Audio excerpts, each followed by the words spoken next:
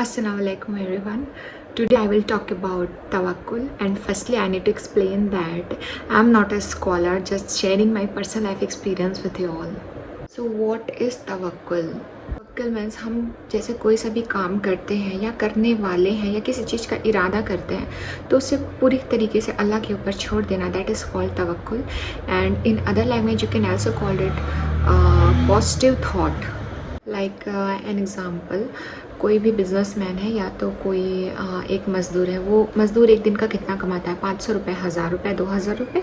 But एक businessman का एक दिन का इनकम कितना रहता है? आई मीन 50,000 से लेके 1,00,000 तक या 10,000 से लेके 50,000 तक, इसके बीच में वो रहता है.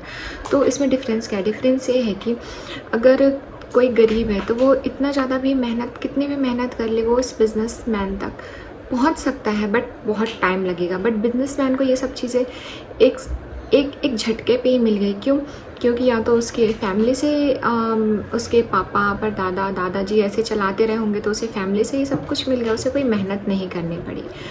So the meaning is that कि हम जिस जगह पे भी हैं उस जगह पे हमको तवक्कल करके पॉजिटिव थॉट रख के खुश रहना है और उसी पे हमको तवक्कल करके आगे की ज़िंदगी गुजारनी है. जैसा कि एक वाक़या आता है कि तुम ऐसा अल्लाह पे तवक्कल करो जैसा कि परिंदे करते हैं.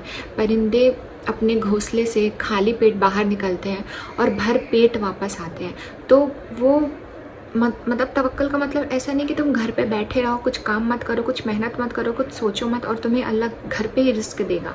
नहीं, तुम्हें घर से निकलना है. क्योंकि परिंदे, जो एग्जाम्पल में क्या बोला गया, परिंदे घर से निकलते हैं तो घर से वो निकलते हैं तभी वो भर पेट वापस आते हैं. मतलब वो तवक्कल करके अल्लाह के ऊपर घर से बाहर निकलते हैं और भर पेट वापस आते हैं. पर घोंसले पे बैठे बैठे तवक्कल नहीं करते, घर पे निकलते हैं एंड देन फिर भर पेट वापस आते हैं. तो उसी तरीके से हमको भी मेहनत करना है, आगे बढ़ना है और जो रिज़ल्ट है वो ऊपर वाले के ऊपर, किस्मत के ऊपर छोड़ देना है. फिर ऐसा होता है ना कि इंसान मेहनत करता है, बड़ी मेहनत करता है, कोशिश करता है, बट उसका रिज़ल्ट उसको अच्छा नहीं मिलता, बुरा मिलता है.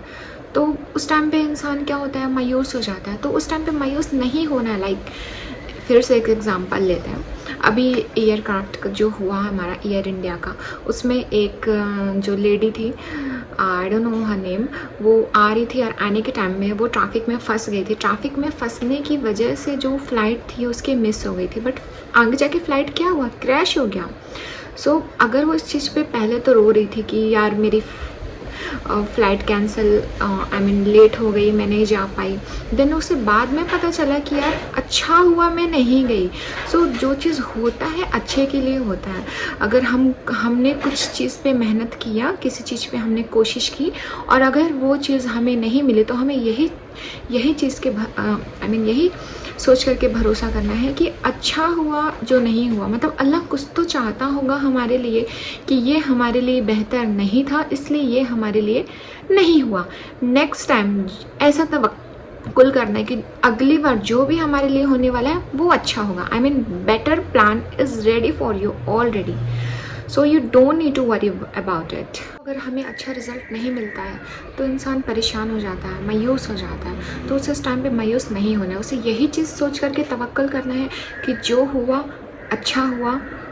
पूरा भरोसा, पूरा तवक्कुल अल्लाह पे करना है कि जो नहीं हुआ, हो सकता है उसमें कुछ तो मेरे लिए कुछ तो ख़राबी होगी, इसलिए वो चीज़ नहीं हुआ. So better plan is ready for you कि आगे जो भी होगा वो अच्छा होगा. इस तरीके से अगर हम तवक्कुल करते हैं तो हमारी ज़िंदगी कभी भी हमको निराश नहीं करती. अगर हम कुछ भी चीज़ करने के लिए सोचते हैं तो अल्लाह ताला सूरह आले इमरान में फरमाता है कि तुम अगर किसी चीज़ का इरादा करते हो तो उस चीज़ पे जम जाओ.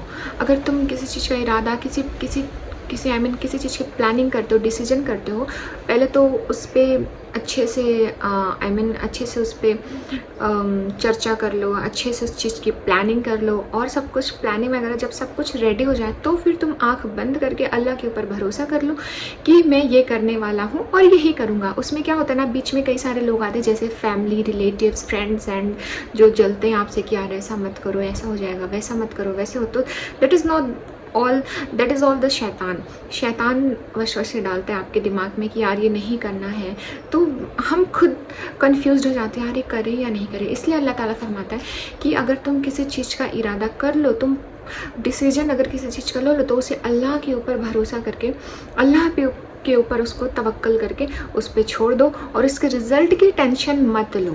रिज़ल्ट जो भी होगा अच्छा होगा, और अल्लाह के ऊपर भरोसा करने वाले लोगों को पसंद करता है।